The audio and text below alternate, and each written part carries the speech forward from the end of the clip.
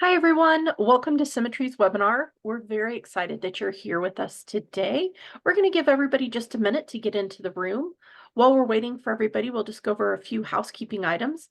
If you have any questions or want to chime in during the chat, please feel free to use the Q&A. We will leave some time at the end of the presentation for questions and answers, so we would welcome your questions.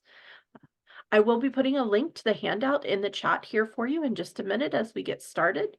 I'm Missy Gilliland, the Director of Learning and Development, and we're very glad that you could join us today for our webinar about the new CCBHC measures.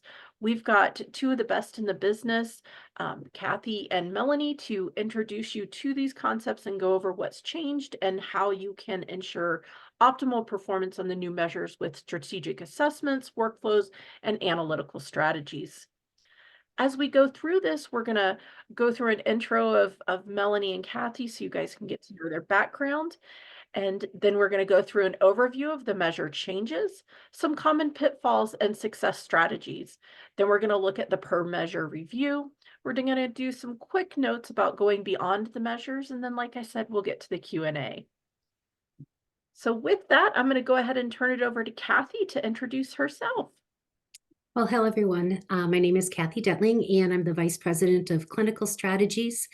Prior to coming to SimiTree, I worked in the community mental health field for about 26 years. And as a consultant, I've been a subject matter expert in all things community mental health, in integrated care, CCBHC grant consultation, and implementation. I do a lot of work with clinics and agencies to help develop and improve their clinical and administrative workflows, to support all of the data collection and process efficiencies that support CCBHC or any community mental health process, with the overall goal of hoping to achieve positive client outcomes with the services provided. Thank you, Kathy. And I'm Melanie Elliott. I am Vice President of Analytics Strategy with SimiTree. Been in behavioral health for over 2 decades and primarily working with all of the organizations across the nation to build standardized and flexible data warehouses, bringing in data from EHRs, health information exchanges, human resource information, GLs, you name it, anything that's needed to run the business. But most importantly, and near and dear to my heart, is measuring outcomes and evaluating progress, letting behavioral health organizations know and prove to payers and their communities that the great work that they do is indeed working, and also be able to use that clinically to evaluate and make informed decisions with those data on the care that they're providing. And the other thing I love is answering those critical industry questions with data. So CCBHC is one of those where we get to measure the outcomes, and then we get to also go beyond the data to really help improve lives.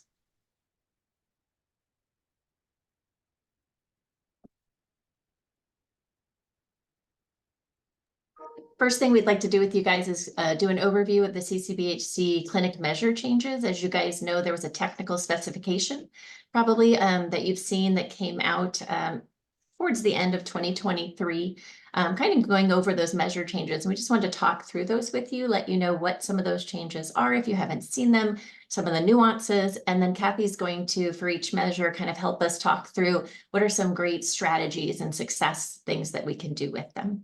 So generally, when we talk about these changes, what you'll see is first a change in coverage or payer.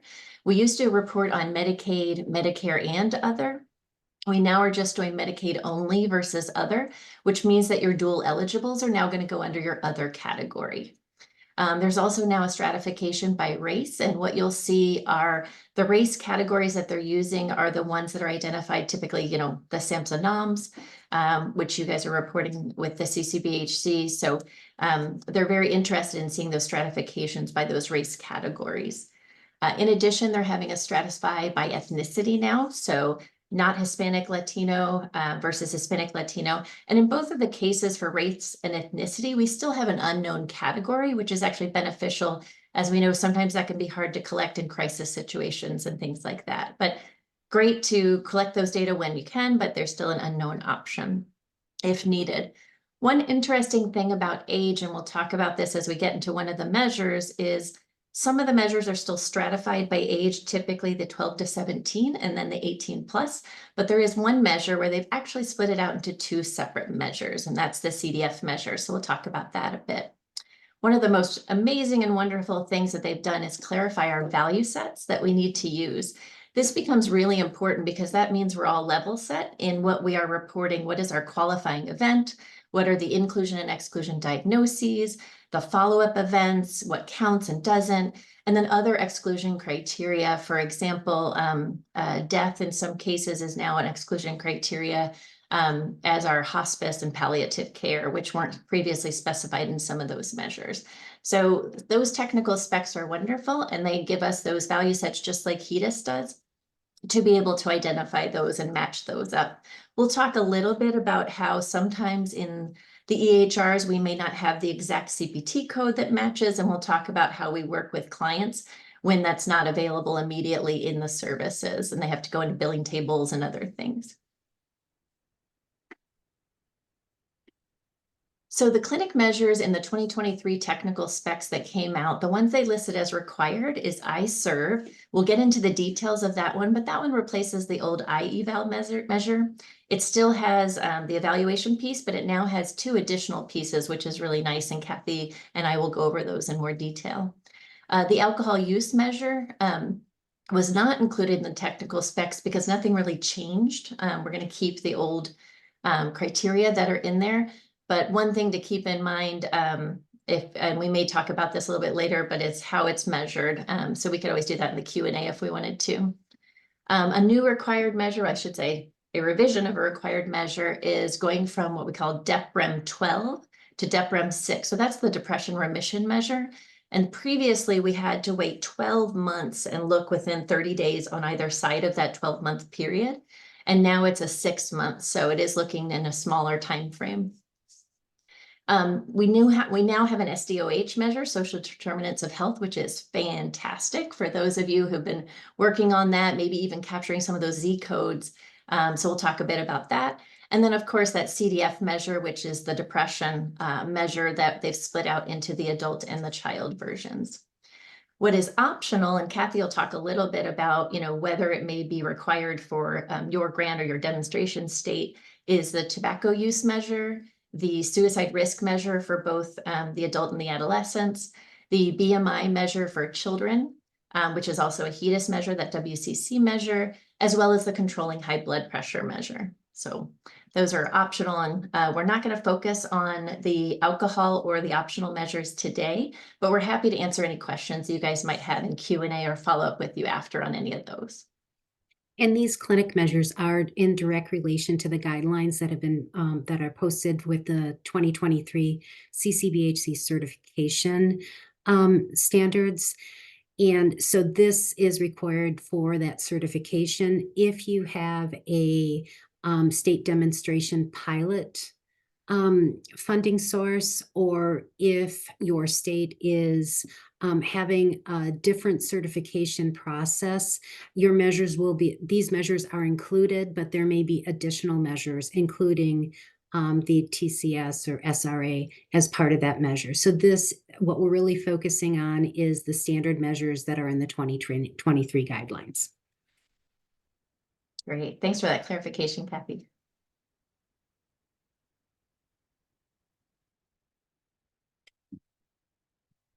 So I think that we want to move into more common pitfalls and some success strategies that we see as part of collecting the data, analyzing the data, and reporting the data. So part of acceptance of a CCBHC grant or having the goal to become certified is really looking at your workflows and processes and how that all can support not only offering the CCBHC required services, implementing those best practices, having your processes, and also doing data collection, is the need to really look at everything that you're doing very critically. All of the grant implementation teams that I've worked with have really emphasized that the greatest learning was the change in culture and the workflow that a CCBHC is, that becoming a CCBHC required. So, an overall common pitfall is this is not just adding measures to what you're currently doing as a traditional community mental health. CCBHC has a higher lift to become compliant. Another greatest pitfall is when only your grant implementation team or your CCBHC implementation, or even just the person who's in charge of the quality outcomes, owns the responsibility for that collection and use of measures. There's really an overarching need to ensure that understanding of the CCBHC data collection process by all clinical and administrative staff who touch this workflow really have that understanding. Common pitfalls are not really knowing who is eligible for that measure, not knowing which client needs what at what time, and trying to connect collecting those measures when that person is scheduled to come in. If not all staff who encounter the client have access to what we would call the data collection workflow or the ability to capture that data, you may be missing some opportunities to provide that screening or to collect that timeliness data field. Oftentimes, having a CCBHC grant or becoming certified will have you look at more critically at your EHR, and you may have the fields to require some of the CCBHC data, but if it's not required as part of your EHR process, you may be missing opportunities. There may be a tendency to use non-standardized assessments. There may be a screening tool or assessment that you're currently using because as an agency, everybody likes it. But if it's not standardized, it may not qualify for the CCBHC measures. And not aligning your data capture requirements with your workflows. So not having things in place so that your first service is scheduled out beyond the 10 days, or not having a way to collect if that appointment is a show, or not being able to do some of the screening tools on a date where a qualifying service is present. So there's you have to really understand the CCBHC outcome measures in order to have a successful workflow. So some of the common strategies is really to build some dashboards or reports identifying all those clients who are eligible for the measure. So you're having a double count. So that the person who's in charge of your quality measures is helping the staff and the administrative staff and the clinical staff to make sure that you're identifying who's eligible for the measure and when that happens. Having a way to track appointments for all of the eligible clients and communicating to staff what's needed at those appointments.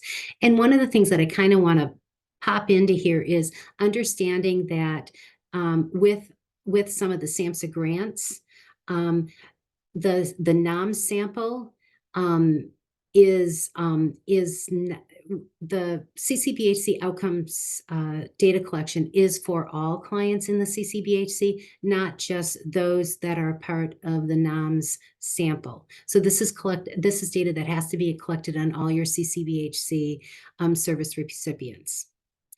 I think always looking at the specified validated assessment that's identified in the requirements by SAMHSA.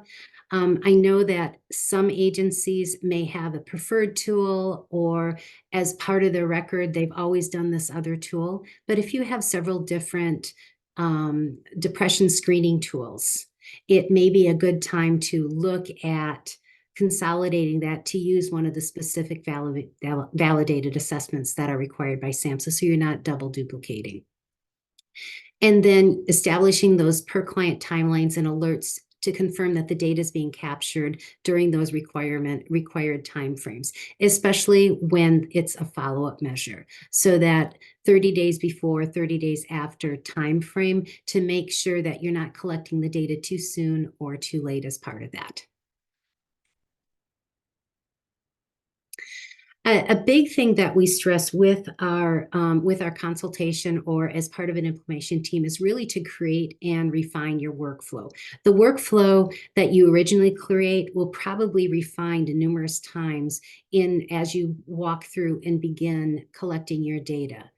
And that workflow, really creates an understanding that people may be coming in and requesting mental health services either through a central calling or some sort of crisis line, or you may be doing walk-in access, or there may be some way that that first request of services is identified, and having that be your first part of your workflow, and then making sure that you're documenting the request date, and for crisis services, making sure you have that time, and as you're collecting some of that initial demographic data.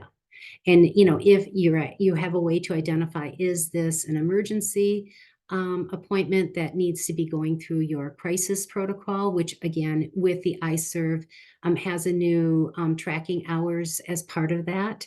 Or if it's a routine need, if you are scheduling that person for their evaluation services within an appropriate amount of time, and then collecting all of that registration and demographic information, and then ensuring that all of the screening, whether it be the audit or single question that's required for the alcohol screening or the PHQ-9 or whatever depression screening tool you've chosen, the CSSRS or your social determinants, making sure that that is part of your screening process and that it's really connected to your diagnostic assessment and recommendations. And then once you have that diagnostic, that evaluation completed, making sure that you're setting that first CCBHC service to occur within those 10 days of services. So setting up that workflow for success is really, really necessary. And this may take some refinement. You may find that when you first start looking at the data, maybe you've missed one or two, but that's all a part of readiness for your CCBHC. The other strategy is really digging into, are there any available electronic tools that you can be using?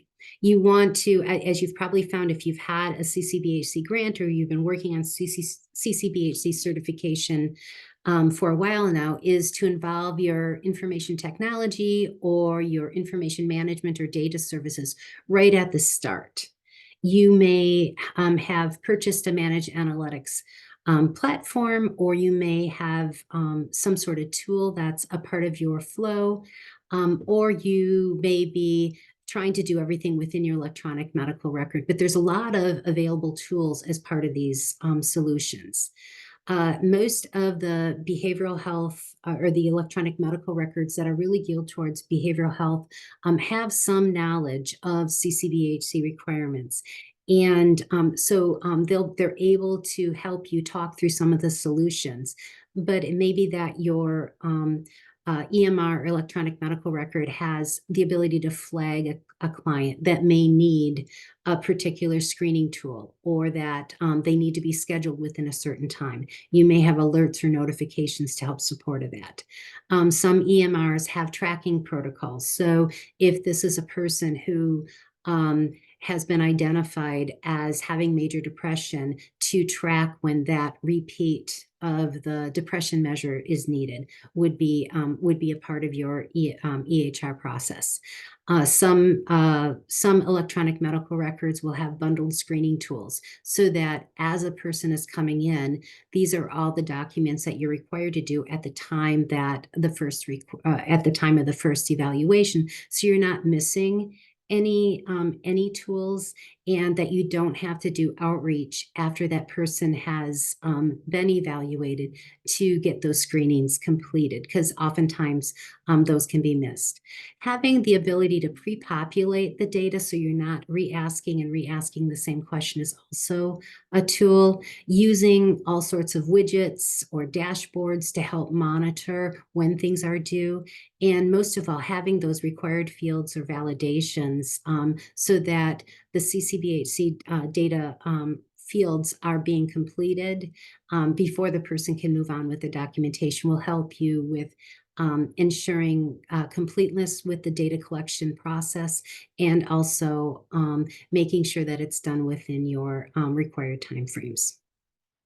And just to tag on to what, Kathy was saying with those, what she was mentioning, and you guys might say, well, yes, that would be lovely if I had that in my EHR. And so, some of the things that we've done, just as some examples through consulting that Kathy's done, is actually get in there and say, oh, here's a workaround. Here's a way that you can actually get the data in, or here's a way that you can set it up, or here's a way to pre-populate it, or at least look at what's there.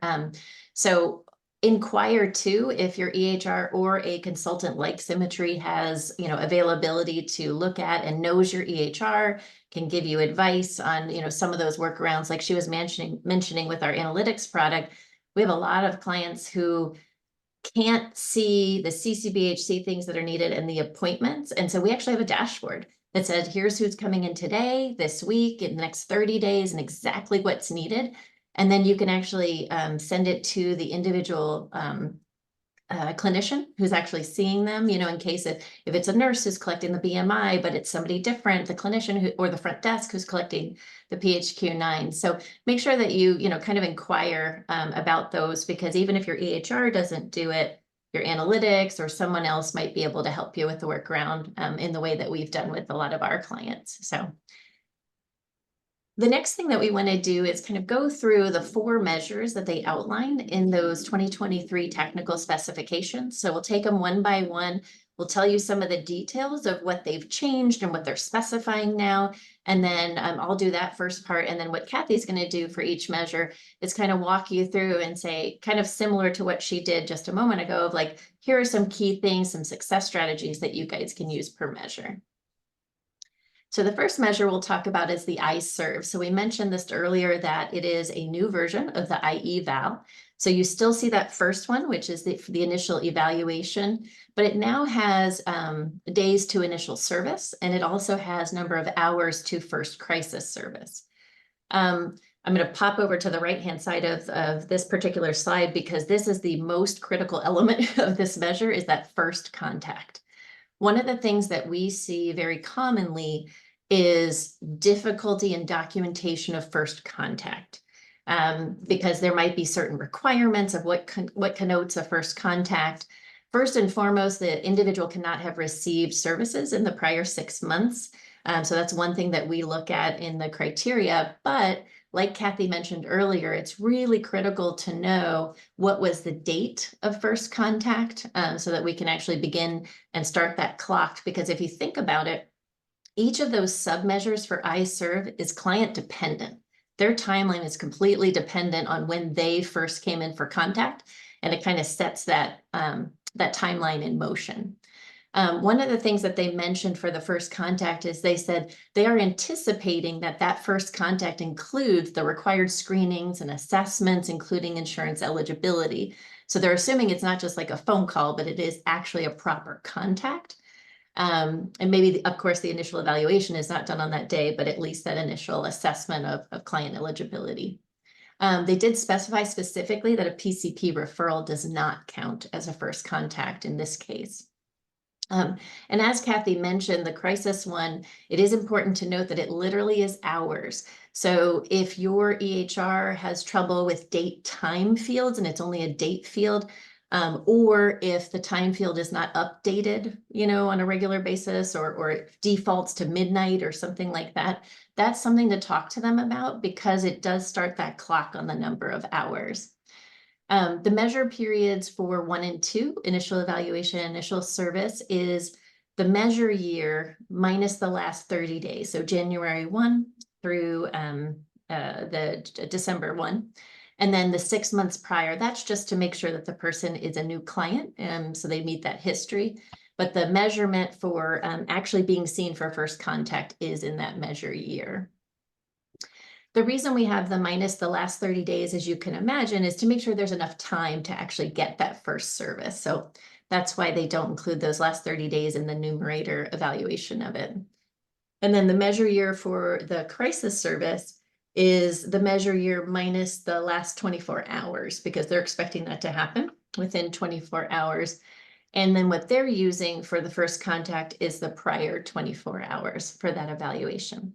And so now Kathy will walk you through some of the success strategies of making sure you do a good job on this measure.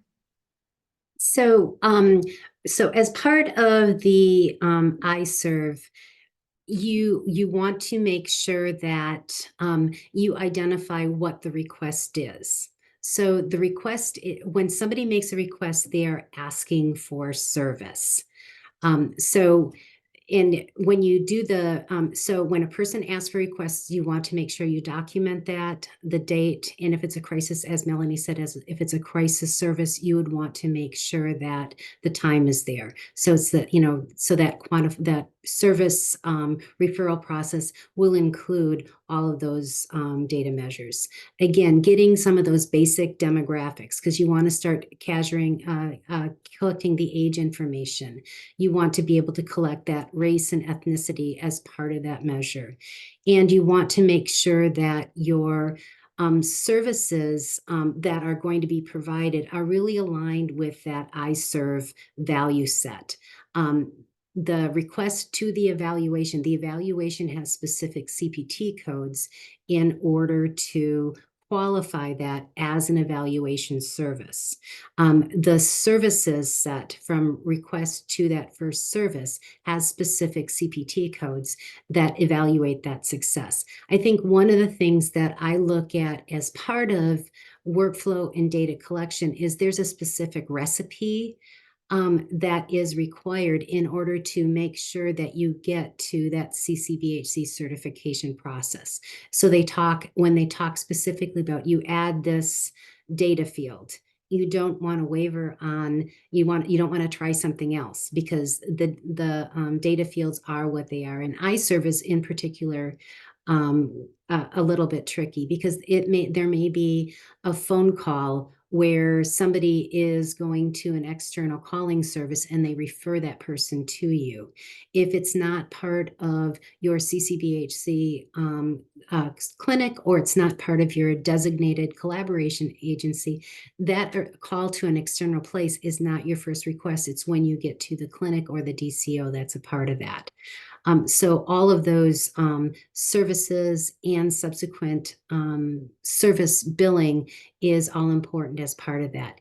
You want to make sure that if you are scheduling appointments, or if a person comes into a walk-in center and they'll be seen later in that afternoon, if that person doesn't show for that follow-up appointment or for that scheduled appointment, or leaves before the service is provided, or the evaluation services, you want to make sure you're tracking your no-shows and your cancellations to make sure that you can complete all of those encounter notes. You want to make sure that you are off, if you are doing the follow-up services or you're scheduling your evaluation services, that when you are offering those appointments, if those first appointments are within the iServe timeframes, you want to make sure that that you document if the person doesn't accept that first appointment. It may be that they're asking for something later than the appropriate timeframes.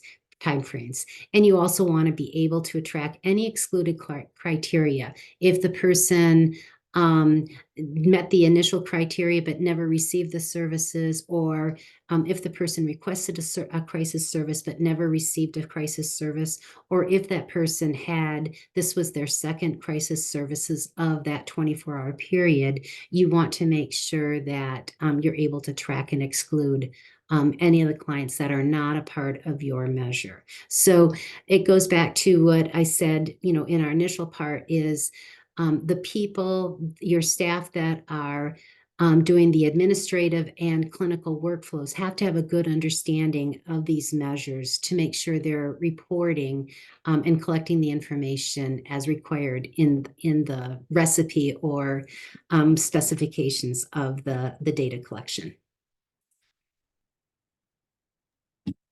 Yeah, Kathy's making such a good point with that recipe, because it's really an audit trail for you guys, to make sure that you don't include somebody in your denominator that shouldn't be. So kind of that emphasis there.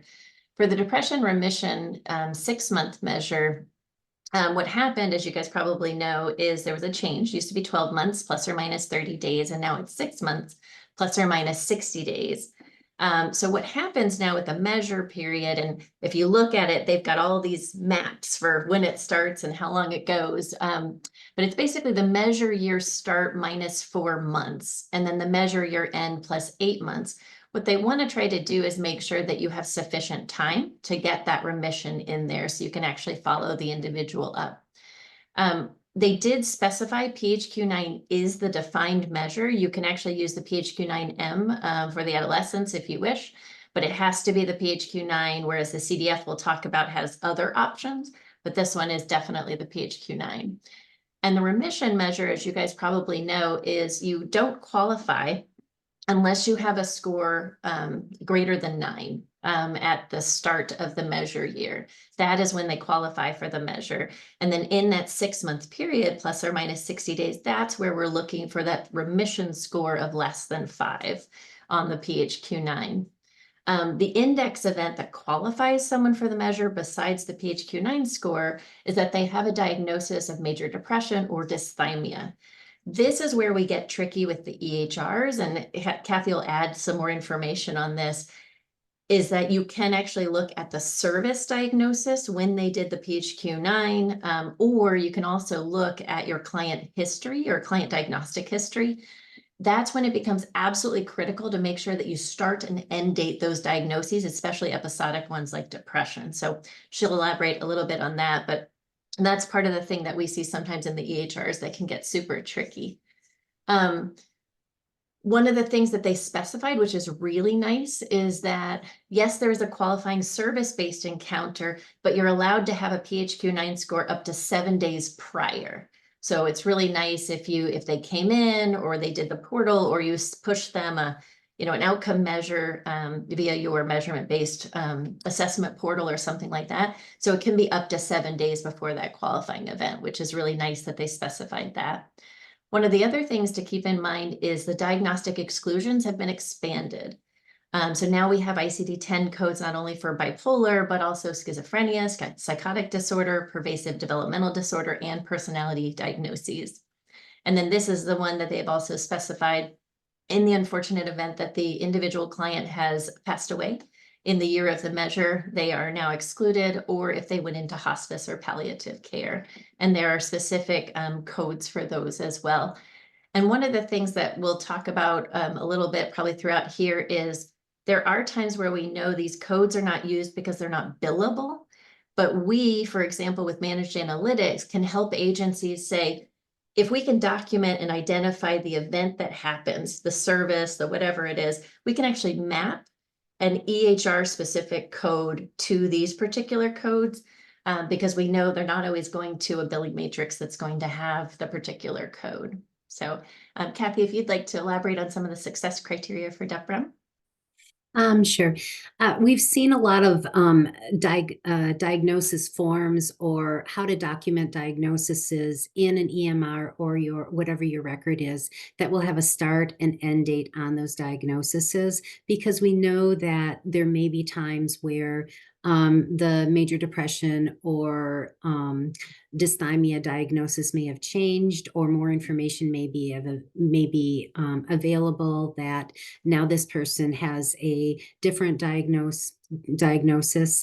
So having that start and end date will help exclude folks from being a part of that measure.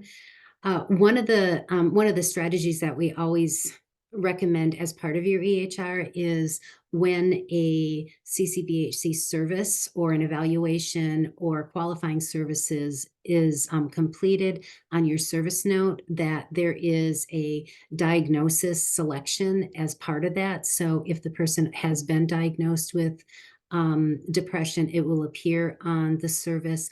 And also if this is a new diagnosis, you're able to add that on if you're qualified to do that.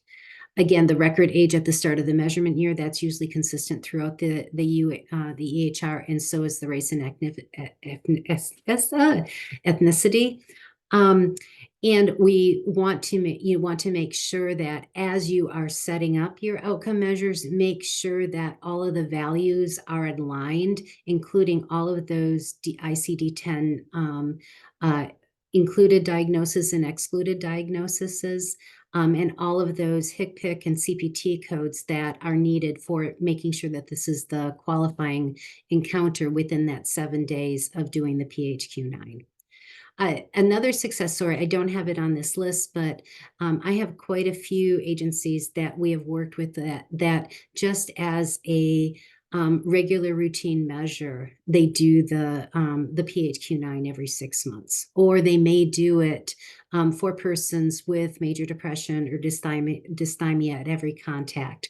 So there may be other, they're attaching it to their service note. They're having it as a link to make sure that you're always doing it. Otherwise, you would want to make sure that you would be tracking that client reevaluation period with your appointment schedule. So there may be a link on your schedule saying this is a person that needs to have a PHQ-9 done within this time within this time period. You want to make sure that if the person has a history of no-show or cancellation, that that there is a qualifying encounter or a qualifying contact during that 6-month, 30-day, 34, or 30-day after period. And the use of telehealth for PHQ-9 is also qualified under this success measure. So telehealth is an approved service. And our new measure, newest of the bunch, right? Brand new is that SDOH measure, which is the full measure year, January 1 through December 31. What they've done is they've included links to multiple SDOH measures. So this is where you can pick an assessment that works best for you, but preferably is under the recommended list. The AHC HRSN is probably the most common that we've seen and tracks very nicely and allows people to respond to those, but the other ones are used as well. This is also one that has a qualifying encounter, so particular CPT codes, HCPCS codes are required in order to actually get that clock running and make sure that the SDOH is related to that one. And Kathy, do you want to talk a bit about the success measures for SDOH? Sure. You want to make sure as you're doing the social determinants of health measure that you're using a standardized SDOH measure. It's not enough just to do what we would call a traditional case management assessment. The SDOH mimics the categories of case management assessment. And many agencies have transitioned to using the SDOH measure as the kickoff to really delve deeper and to do a case management needs plan based on the SDOH. So you want to make sure you use one of those SDOH measures. Again, you want to collect or map that race and ethnicity to those specific measures. Again, if you collect it all at the time of request of services, it'll be available.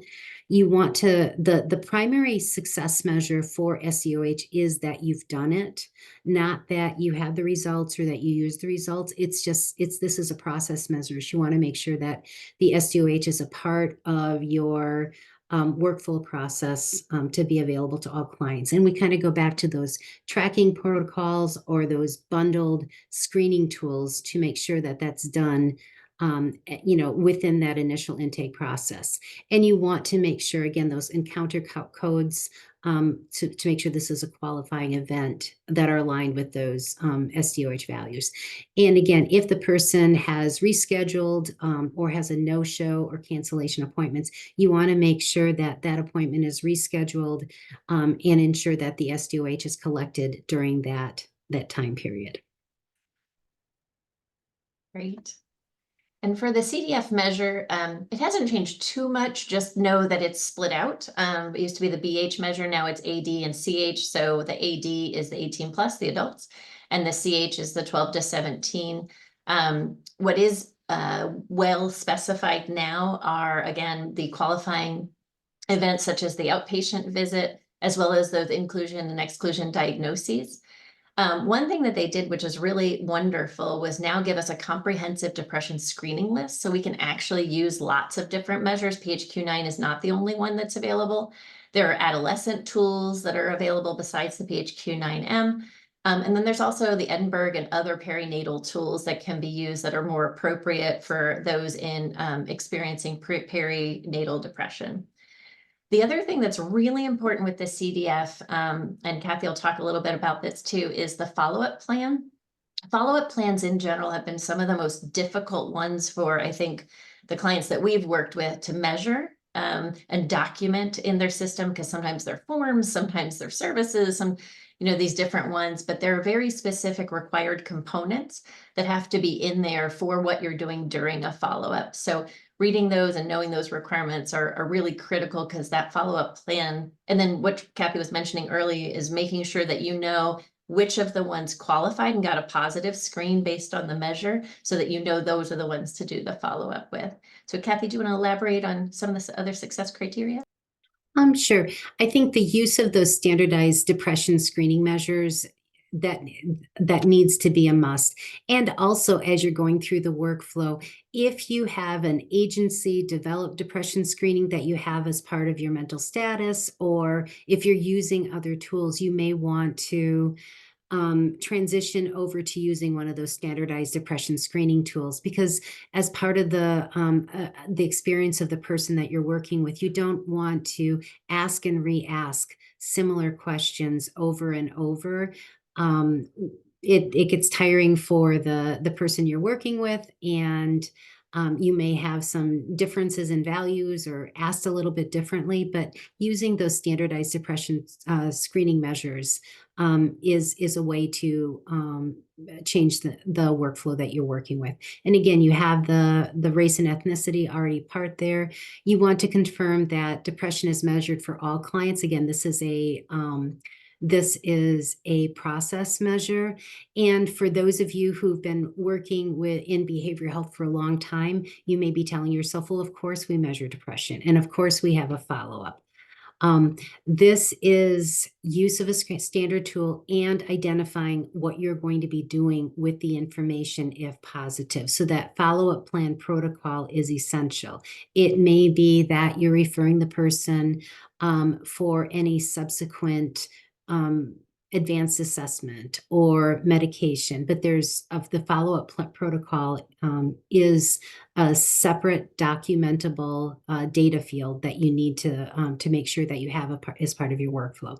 And also you want to make sure, again, those encounter codes that are qualifying are aligned with your values.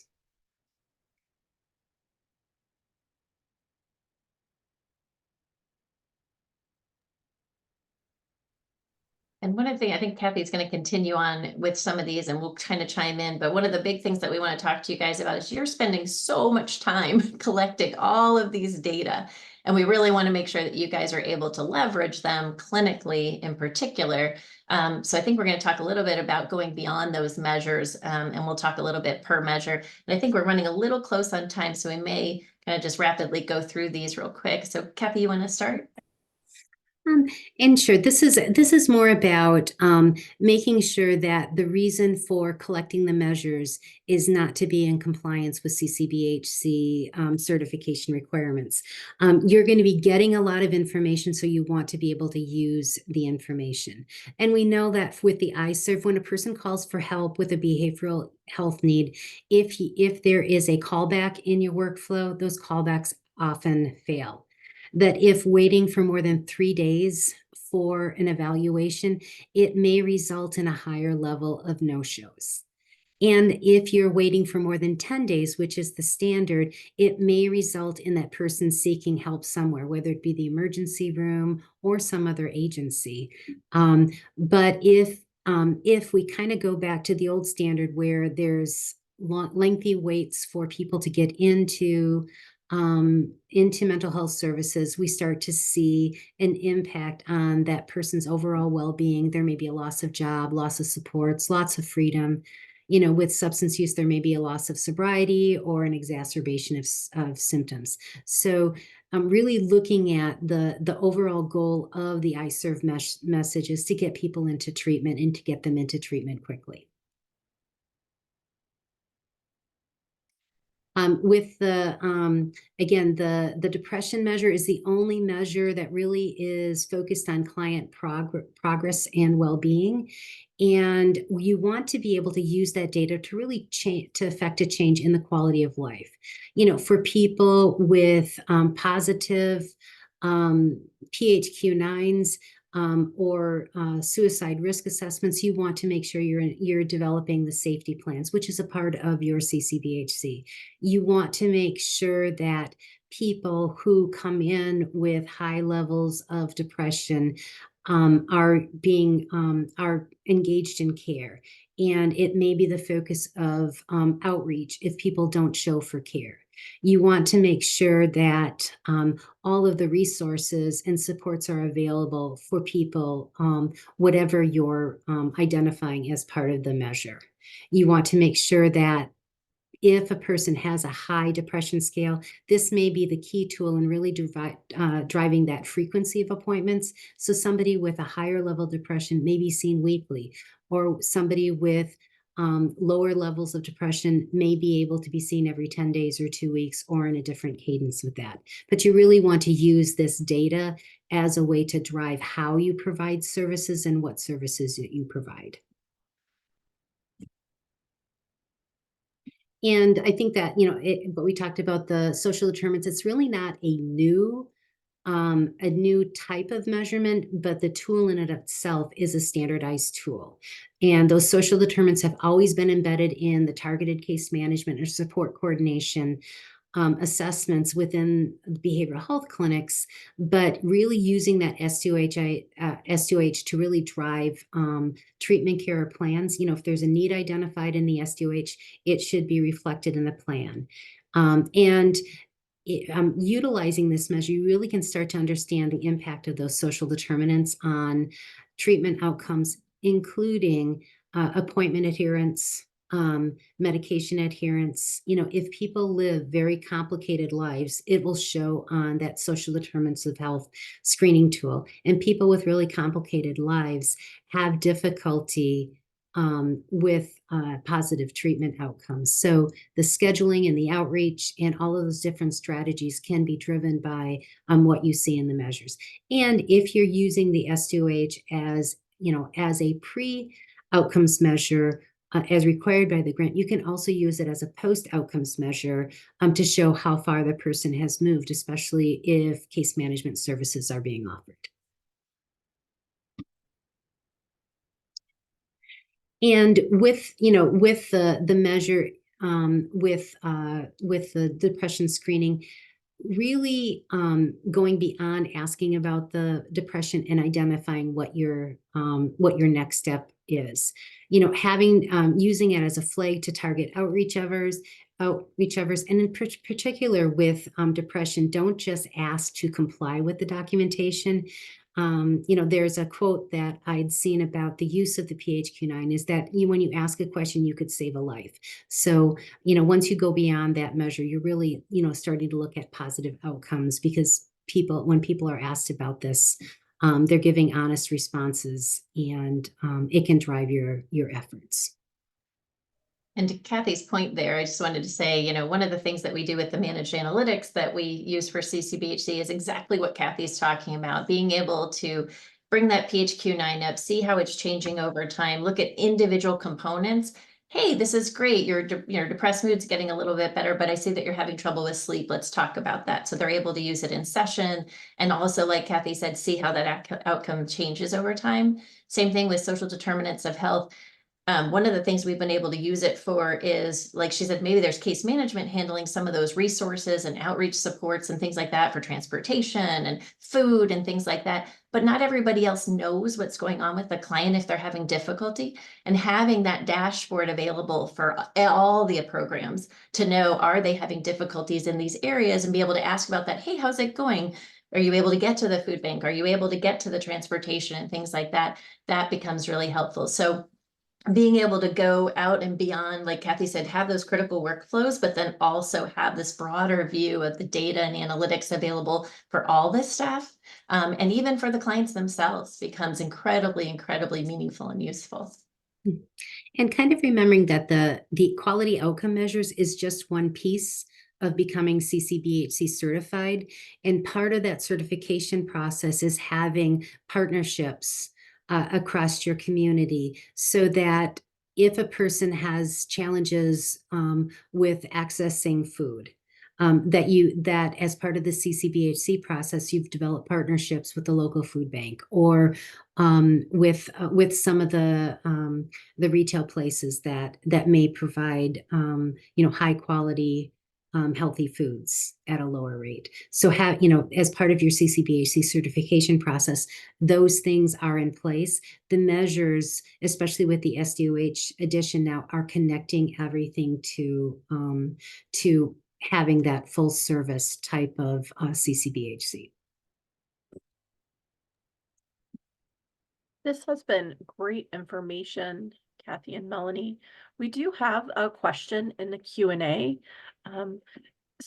Ebony is asking if we have a link for the specifications of these measures that discuss the encounter codes and the diagnoses. Is that something that we can share at some point? Absolutely. It's publicly available on the SAMHSA website, so we have no problem sharing that link. So we can certainly, let me see if I can put it in the chat for everyone. Thank you so much. And that was the only question that we've gotten so far. If you do have any questions for Kathy and Melanie, please don't hesitate to use the Q&A feature.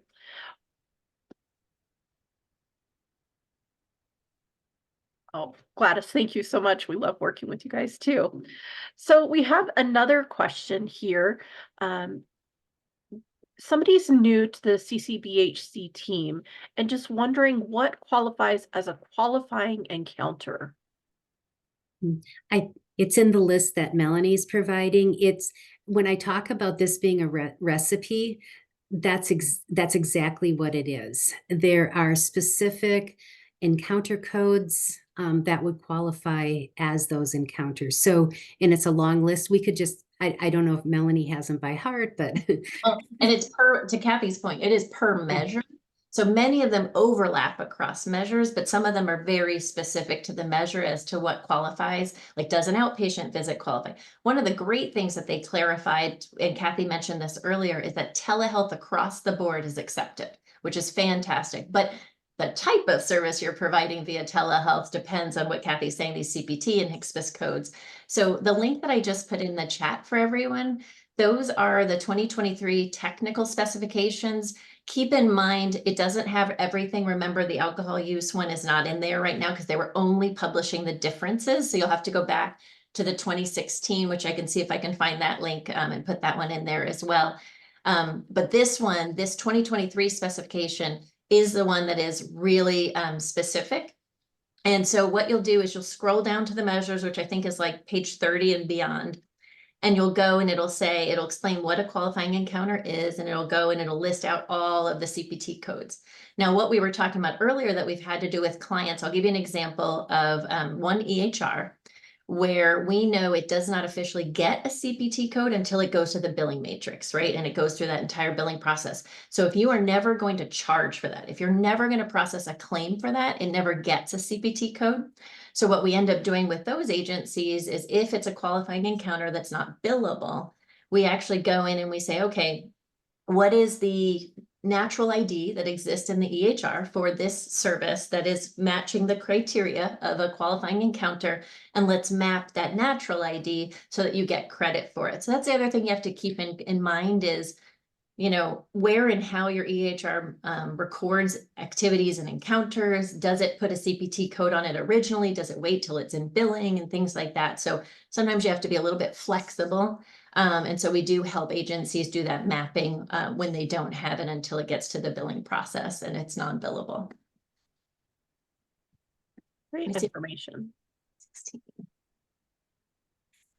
So we have a question. We have modified our HRSN screener based on the ACH CMS screener. However, we changed it from Likert did I say that right? To a binary. We're still capturing the top 10 items in ACH, but wondering if that would be non-compliant.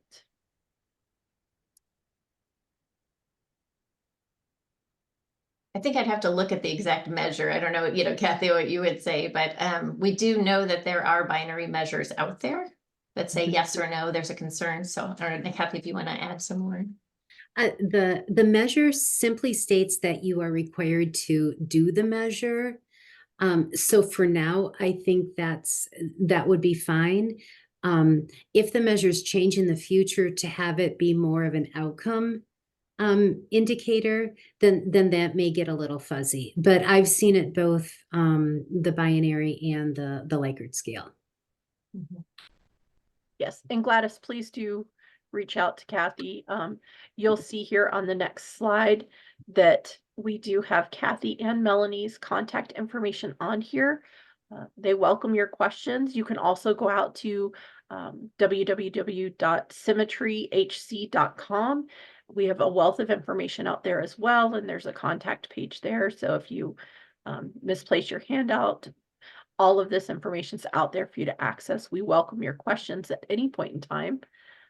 Feel free to reach out. Kathy and Melanie, thank you so much for sharing all of this information. This was a great webinar, great information, and thank you all for joining us today. Yes, and again, like Mitzi said, please reach out if you're interested in the CCBHC analytics bundle or anything else that you think we can help you with consulting wise to get set up for CCBHC. We're happy to at least talk with you where you are in your journey and see if we can help you. So thanks so much. Yeah. And to put a little plug in, Janan Griffin, one of our colleagues, has now developed a weekly compliance report that comes out every Tuesday. We've started to include a lot of different topics about behavioral health, including the new substance use final rule information and information on telehealth billing practices, and that can also be accessed on the SimiTree website under the resources tab. So I wanted to give a little plug for that. Excellent. Well, as always, we thank you guys for joining us. Kathy, Melanie, thank you for taking time out of your day to share this important information. I hope you all have a wonderful day. Feel free to reach out at any point in time, and we'll see you at our next webinar. Thank you.